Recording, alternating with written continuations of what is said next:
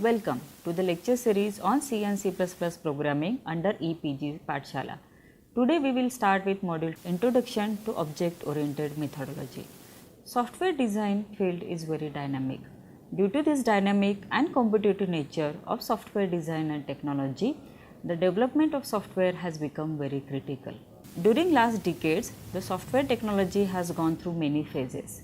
The most popular phase of software technology is procedure oriented programming. Procedure oriented programming is top down programming approach, but it has faced many challenges such as how to represent real life entities in procedure oriented programming. The software should have open interface, how to guarantee the reusability and extensibility of the modules. Because of these drawbacks, the new technology has been evolved, that is object oriented technology. Again, in software technology, it has been observed that only 2% products of the software has been delivered and used, and it was a major drawback for the software industry. So, the changes in the procedure oriented programming has given rise to the new design which is called as object oriented programming. Now, let us start with this particular module of Introduction to Object Oriented Methodology. Suppose we want to assemble our own PC. We go to the hardware store and pick up a motherboard, processor, some RAMs, a hard disk, a casing, a power supply and put them together. We turn on the power and the PC runs. We need not worry whether the motherboard is a 4 layer, 6 layer, whether the hard disk is 4 or 6 plates, 3 inches or 5 inches in diameter, whether the RAM is made up in Japan, Korea and so on. We simply put the hardware components together and expect the machine to run. You have to make sure that you have the correct interfaces. So, it is not difficult to set up a machine from hardware components. Similarly, a car is assembled from parts and components such as chassis, doors, engine, wheels, brake and transmission. The components are reusable. Example, a wheel can be used in many cars. Hardware such as computers and cars are assembled from parts which are reusable components. Can we use the same technology in software? Can we assemble the software? The answer is obviously no, but we can have some mechanism which is basically given in software technology which can have the usable software components. The main reason why software development has evolved is in early 1970s, the US Department of Defense commissioned a task to investigate why its budget are always went out of control. But without much to show, the findings were 1. 80% of the budget went to the software, while the remaining 20% to the hardware. More than 80% of the software budget went to maintenance, only the remaining 20% for the new software development. Hardware components could be applied to various products and their integrity normally did not affect the products. Hardware can share and reuse, hardware faults are isolated. 4. Software procedures were often non-shareable and non-reusable. Software faults could affect other programs running in computers. Computer scientists have struggled for decades to design new languages and techniques for writing software. Unfortunately, experience has shown that writing large systems is virtually impossible. Small programs seem to be no problem at all, but scaling to large systems with large programming teams can result in 100 million projects that never work and are thrown out. The only solution seems to be writing small software units that communicate via well-defined interfaces and protocols like computer chips. The units must be small enough that one developer can understand them entirely, and perhaps most importantly, the units must be protected from interference by other units so that programmers can code the units in isolation.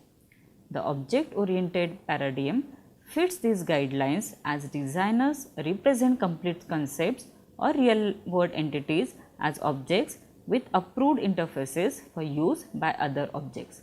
Like the outer membranes of a biological cell, the interface hides the internal implementation of the object thus isolating the code from interference by other objects. For many tasks, object-oriented programming has proven to be very successful paradigm. Interestingly, the first object-oriented language was Smalltalk, which has been more features than C++. But object-oriented programming has come into fashion in 1990s. Now let us define the learning objective of the session. First, we will understand the concept of procedure-oriented programming. Then, we will learn the need of object-oriented methodology. Then, we will learn the advantages of object-oriented methodology, study about object-oriented programming, understand the basic concept of object-oriented programming, learn the benefits of object-oriented programming, get familiar with application of object-oriented programming. The first programming approach was the procedure-oriented programming. Procedure programming uses a list of instructions to tell the computer what to do step by step. Procedure programming relies on you suggested it as procedures, which are also known as routines or subroutines. A procedure contains a series of computational steps to be carried out. Procedure programming is also referred to as imperative programming. Procedural programming languages are also known as top-down languages. Procedural programming is intuitive in the sense that it is very similar to how you would expect a program to work. If you want a computer to do something, you should provide step-by-step instructions on how to do it.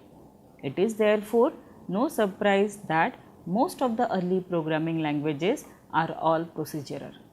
Examples of procedural languages include Fortran, COBOL and C, which have been around since 1960s and 70s. In the procedure-oriented approach, the problem is viewed as a sequence of things to be done, such as reading, calculating and printing. A number of functions are written to accomplish this task. Procedure-oriented programming basically consists of writing a list of instructions for the computer to follow, and organizing these instructions into groups are known as functions. The main features of procedure-oriented programming are: in procedure-oriented programming, the application programs are organized, designed and written around the procedures, making the structure programming procedure centric.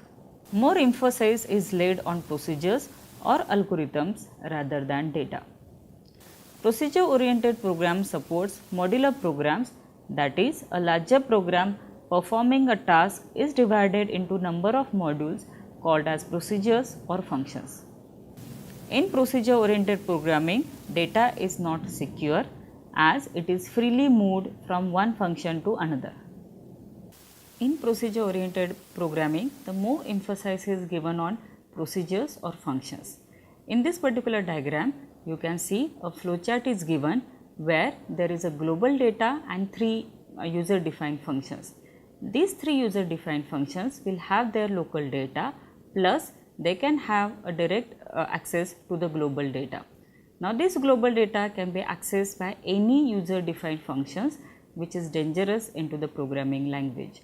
Any function which will modify that particular data will be reflected in a global data. This is a major drawback of procedure oriented programming, where your global data is accessing and it is flowing freely into the program. Compilers implementing procedure oriented programming do not prevent unauthorized functions from accessing or manipulating variables in a program. Procedure oriented programming is difficult to design, maintain and enhance the software. Procedure oriented program employs top-down programming style. Some of the languages which support procedure oriented programming are C, Pascal, etc. In late 1980s, we saw a major paradigm shift in the computing industry toward object oriented programming. The reason behind the surge is popularity of its paradigm is Relevance to organizing the design and construction of large software systems, its ability to support user defined data abstractions, and the ability to provide a facility for reuse of program code. These are aside from the fact that many of the entities that have to be dealt with in a computer system are naturally modeled as objects. Example of objects are the images and windows that appear on the screen of a typical personal computer or workstation environment. These have the characteristics that have maintained their own state of information. They can be created dynamically by the program, or they need to interact with other objects as a manner of course. We will start with the concept of object oriented methodology. The objects exist in nature, in man-made entities, in business, and in the products that we use. They can be categorized, described, organized, combined, manipulated, and created. Therefore, an object oriented view has came into picture for creation of computer software. An object oriented approach to the development of software was proposed in late 1960s. The object oriented development requires that object oriented techniques to be used during the analysis and implementation of the system. This methodology asks the analyst to determine what the objects of the system are, how they behave over time or in response to the events, and what responsibilities and relationships an object has with other objects. Object oriented analysis has the analyst look at all the objects in a system, their commonalities, differences, and how the system needs to manipulate the objects. Next is the object oriented process. The object oriented methodology of building systems takes the objects as the basis. For this, first the system to be developed is observed and analyzed, and the requirements are defined as in any other method of system development. Once this is done, the objects in the required system are identified. For example, in case of a banking system, a customer is an object, a checkbook is an object, and even an account is an object. In simple terms, object modeling is based on identifying the objects in a system and their interrelationships. Once this is done, the coding of the system is done. Object modeling is somewhat similar to the traditional approach of system designing, in that it also follows a sequential process of system designing, but with a different approach. The basic steps of system designing using object modeling are system analysis, system design, object design, and implementation. The system design is the next development stage where the overall architecture of the desired system is decided. The system is organized as a set of subsystems interacting with each other. While designing the system as a set of interacting subsystems, the analyst takes care of specifications as observed in system analysis, as well as what is required out of the new system by the end user. As the basic philosophy of object oriented method of system analysis is to perceive the system as a set of interacting objects. A bigger system may also be seen as a set of interacting smaller subsystems that in turn are composed of a set of interacting objects. While designing the system, the stress lies on the object comprising the system and not on the processes being carried out in the system, as in the case of traditional waterfall model, where the processes form the important part of the system. In the object design phase, the details of the system analysis and system design are implemented.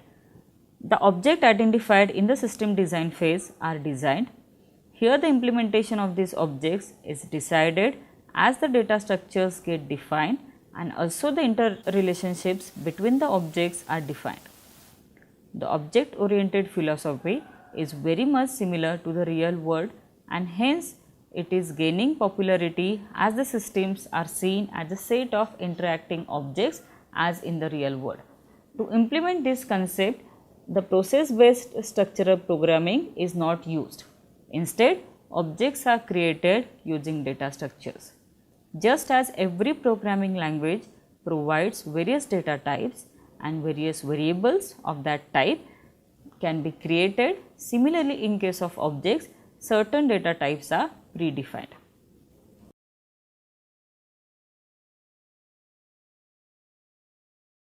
In the implementation phase, the class objects and the interrelationships of these classes are translated and actually coded using the programming language decided upon. The databases are made and the complete system is given a functional shape. The complete object-oriented methodology revolves around the objects identified in the system. When observed closely, every object exhibits some characteristics and behavior.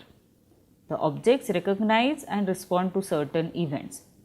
For example, if a window is considered on the screen as an object, the size of the window gets changed when the resize button of the window is clicked.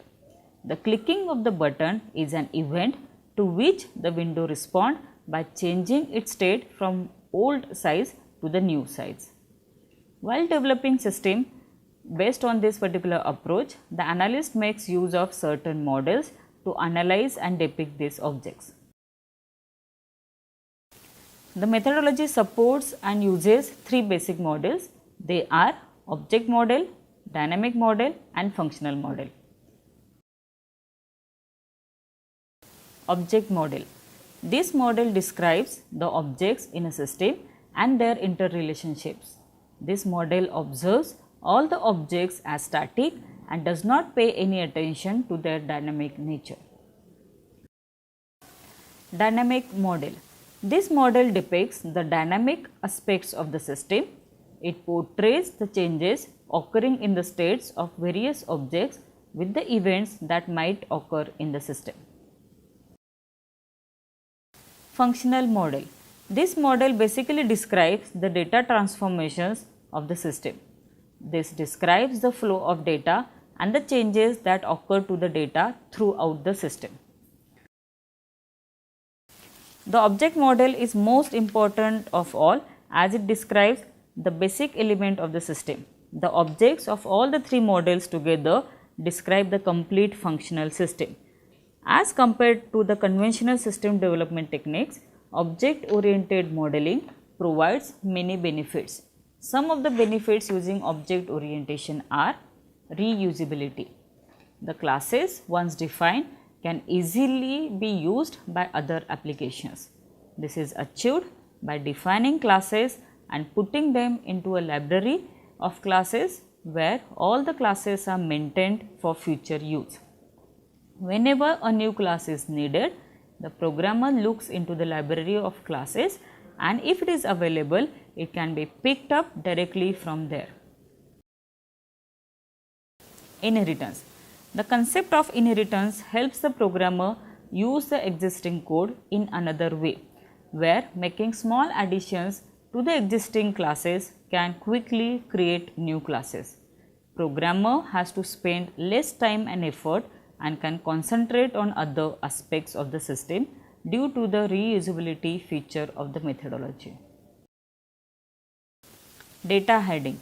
Encapsulation is a technique that allows the programmer to hide the internal functioning of the object from the users of the objects.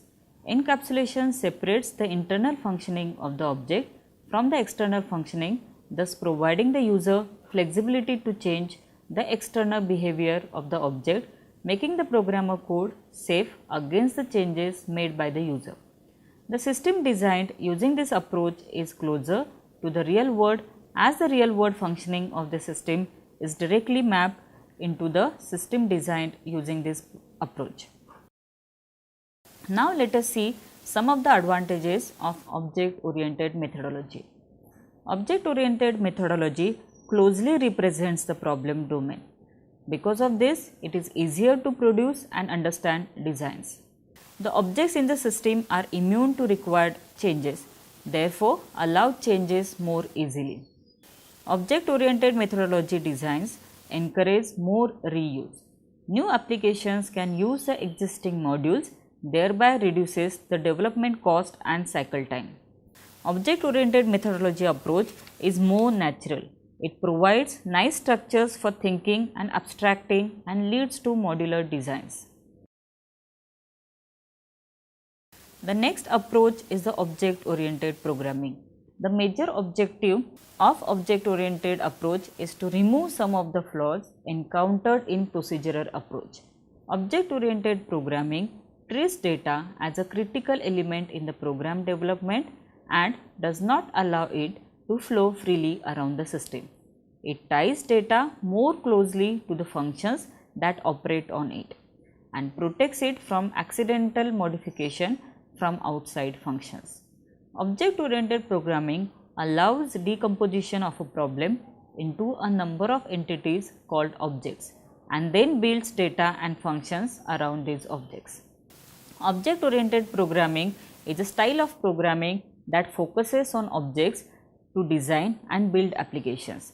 Think of an object as a model of the concepts, processes or things in the real world that are meaningful to your application. For example, in a project management application, you would have a status object, a cost object and a client object among others. These objects would work together to provide the functionality that you want your project management application to have. Object-oriented programming is used to develop many applications, simple and complex applications, business applications and games, mobile and desktop applications. Developers choose to program in the object-oriented paradigm because the proper use of objects makes it easier to build, maintain and upgrade the application. Also, developing an application with objects that have been tested increases the reliability of the application. The main features of object-oriented programming are as follows. In object-oriented programming, the application programs are organized, designed and written around the data, making the object-oriented programming data-centric. More emphasis is laid on data rather than on procedures or algorithms. A module in object-oriented programming paradigm is made to be a collection of classes and objects rather than dividing entire program into many subprograms or functions. The data of object can be accessed only by the functions associated with that object. However, functions of one object can access the functions of other objects. Compilers implementing object-oriented programming does not allow unauthorized functions to access the data, thus enabling data security. Only the associated functions can operate on the data and there is no change of bugs creeping into the program. Object-oriented programming is easy to design, maintain and enhance the software. The main advantage of object-oriented programming is its capability to model real-world problems. Object-oriented approach follows bottom-up approach in program design. Some of the language which supports object-oriented programming are Smalltalk, C++, Java, etc. The object-oriented programming as an approach that provides a way of modularizing programs by creating partition memory area for both data and functions that can be used as templates for creating copies of such modules on demand. The object is considered to be a partition area of computer memory that stores data and set of operations that can access that data. Since memory partitions are independent, the objects can be used in variety of different programs without modifications. The important concepts of object-oriented programming are objects, classes, data abstraction, data encapsulation, inheritance, polymorphism, dynamic binding and message passing. Objects are the basic runtime entities in an object-oriented design. They may represent a person, a place, a bank account, a table of data or any atom that the program may handle. They may also represent user-defined data types such as vectors and lists. Programming problem is analyzed in terms of objects and the nature of communication between them. Program objects should be chosen such that they match closely with the real world objects. Objects take up space in the memory. When the program is executed, the objects interact by sending messages to one another. Each object contains data and code to manipulate the data. Objects can interact without having to know the details of each other's data or code. It is sufficient to know the type of message accepted and the type of response returned by the objects. Examples are telephone, book, watch, lock, television. The two different representations of an object can be represented in the figure as follows. In the figure, object student is shown with its data and information. We can use any one of the representation. The objects contains data and code to manipulate their data. The entire set of data and code of an object can be made user-defined data type with the help of a class. Objects are variables of the type class. One class has been defined. It is possible to create any number of objects belonging to that particular class. Each object is associated with the data of type class with which they are created. A class is a collection of objects of similar type. Classes are user-defined data types and behave like the built-in data types of a programming language. The syntax used to create an object is no different than the syntax used to create an integer object in C. A class may be thought of as a data type and an object as a variable of that particular data type. For example, mango, apple and oranges are members of the class fruit. The second example can be a car class with the properties company, model and color and the actions speed, average and brake. Now we will see the basic features of object-oriented programming. The first is data abstraction. It refers to the act of representing essential features without including the background details or explanations. Classes use the concept of abstraction and are defined as a list of abstract attributes such as size, weight and cost and functions to operate on these attributes. It is possible to encapsulate all the essential properties of the objects that are to be created. Attributes are sometimes called data members since they hold information. Functions operate on this data are called methods or member functions. Since class use the concept of data abstraction, they are known as abstract data types.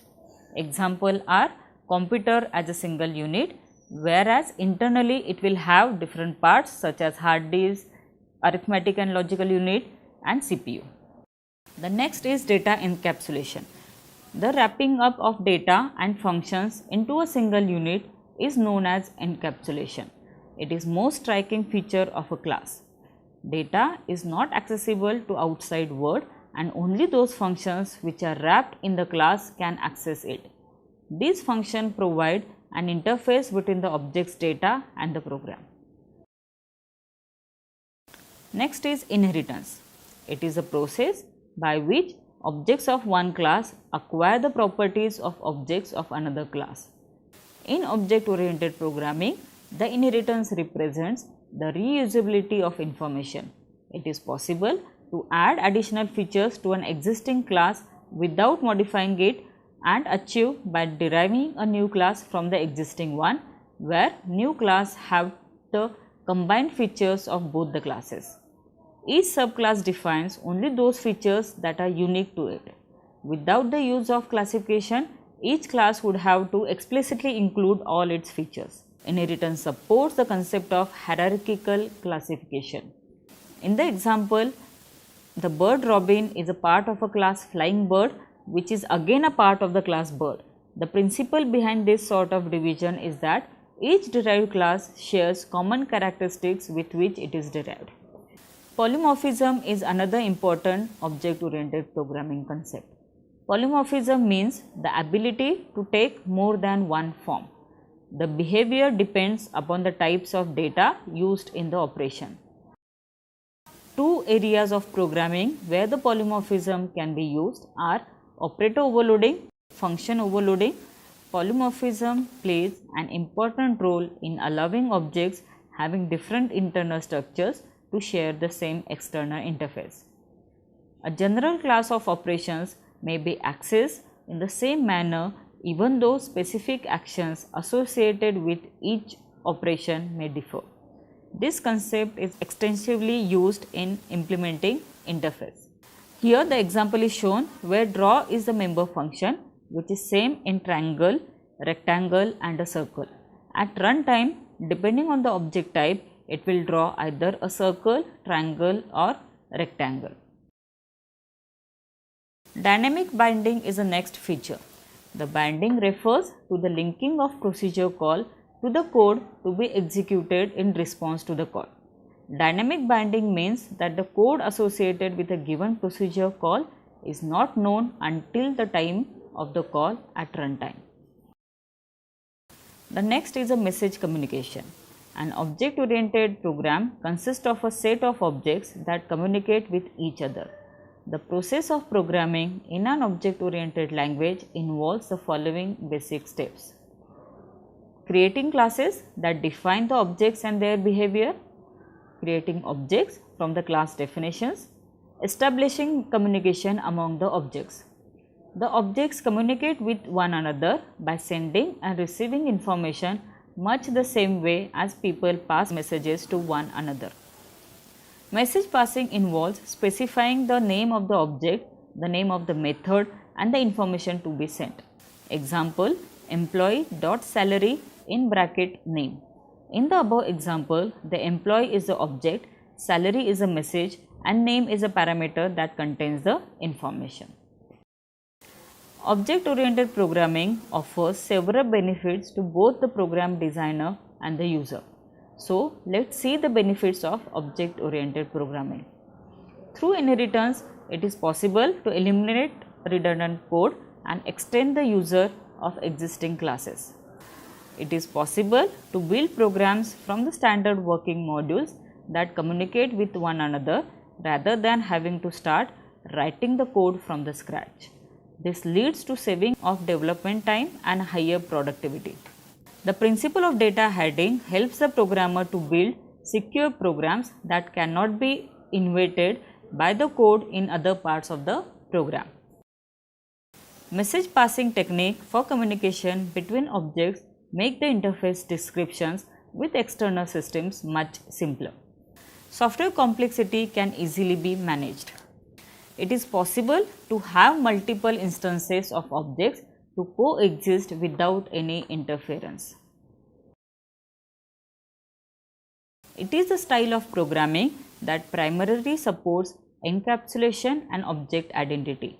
Major features that are required for object-based programming are data encapsulation, data hiding and access mechanisms, automatic initialization and clear up of objects, operator overloading. Languages that support programming with objects are said to be object-based programming languages. They do not support inheritance and dynamic binding.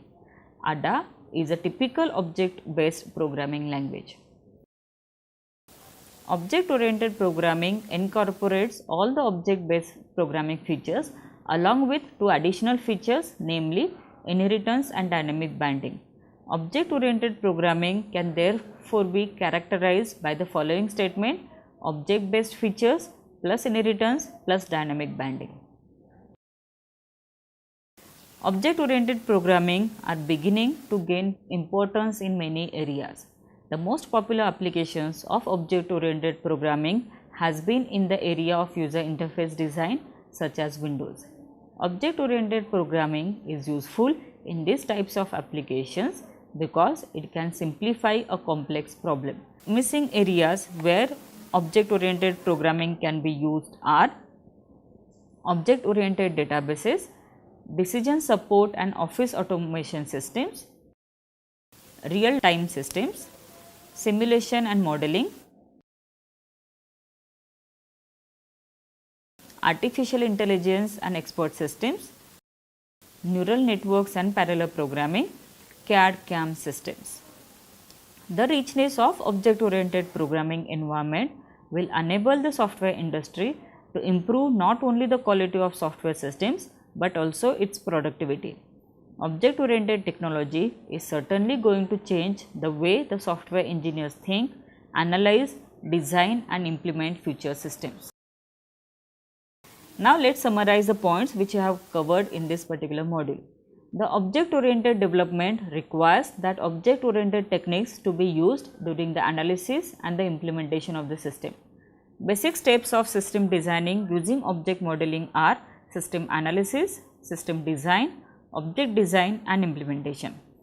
Three models of object-oriented methodology are object model, dynamic model and functional model.